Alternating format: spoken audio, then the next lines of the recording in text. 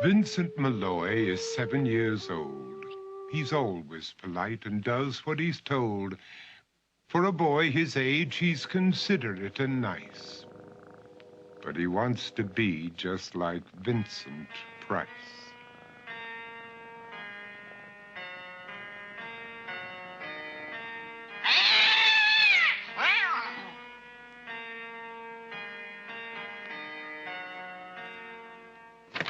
He doesn't mind living with his sister, dog, and cats, though he'd rather share a home with spiders and bats.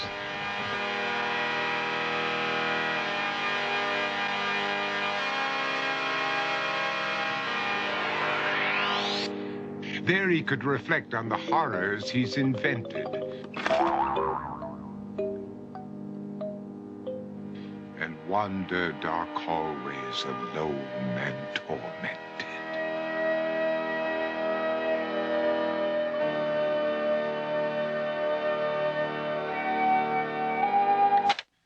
Vincent is nice when his aunt comes to see him, but imagines dipping her in wax for his wax museum.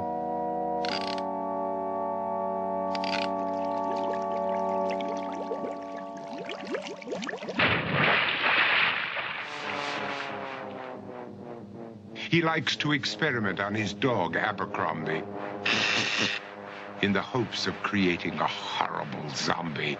So he and his horrible zombie dog could go searching for victims in the London fog.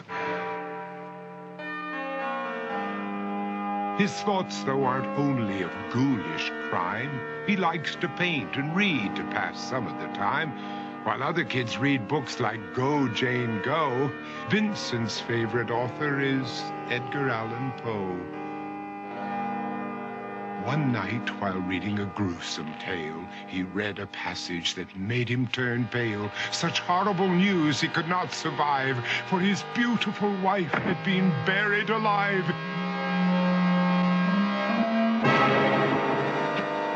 He dug out her grave to make sure she was dead, unaware that her grave was his mother's flower bed.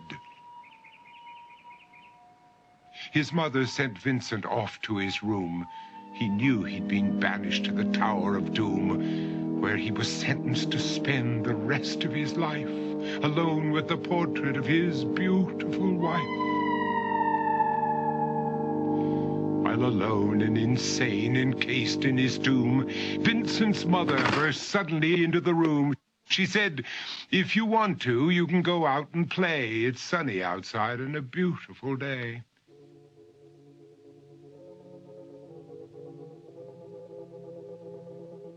Vincent tried to talk, but he just couldn't speak. The years of isolation had made him quite weak. So he took out some paper and scrawled with a pen, "I am possessed by this house and can never leave it again." His mother said, "You're not possessed and you're not almost dead. These games that you play are all in your head.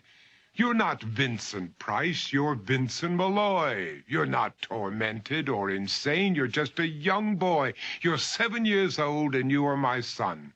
I want you to get outside and have some real fun." Her anger now spent, she walked out through the hall. And while Vincent backed slowly against the wall, the room started to sway, to shiver and creak. His horrid insanity had reached its peak. He saw Abercrombie, his zombie slave, and heard his wife call from beyond the grave. She spoke from her coffin and made ghoulish demands, while through cracking walls reached skeleton hands. Every horror in his life that had crept through his dreams swept his mad laughter to terrified screams. To escape the madness, he reached for the door, but fell limp and lifeless down on the floor. His voice was soft and very slow as he quoted The Raven from Edgar Allan Poe. And my soul from out that shadow that lies floating on the floor shall be lifted nevermore.